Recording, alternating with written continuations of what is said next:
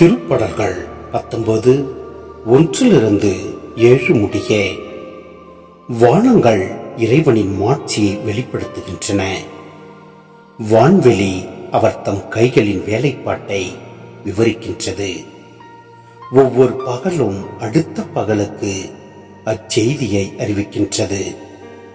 ஒவ்வொரு இரவும் அடுத்த இரவுக்கு அதை பற்றிய அறிவை வழங்குகின்றது. அவற்றுக்கு சொல்லும் இல்லை, பேச்சும் இல்லை.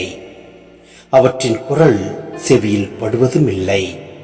ஆயினும் அவற்றின் அறிக்கை உலகெங்கும் சென்றடைகின்றது. அவை கூறும் செய்தி உலகின் கடையெல்ல வரை எட்டுகின்றது. இறைவன் அங்கே கதிரவனுக்கு ஒரு கூடாரம் அமைத்துள்ளார். மணவரையிலிருந்து புறப்படும் மணமகளைப் போல அது வருகின்றது. பந்தயத்தில் ஓடும் வீரரைப் போல் அது தன் பாதையில் ஓடுகின்றது. அது வானத்தின் ஒரு முனையில் இருந்து புறப்படுகின்றது. அதன் பாதை மறுமுனை வரையிலும் செல்கின்றது.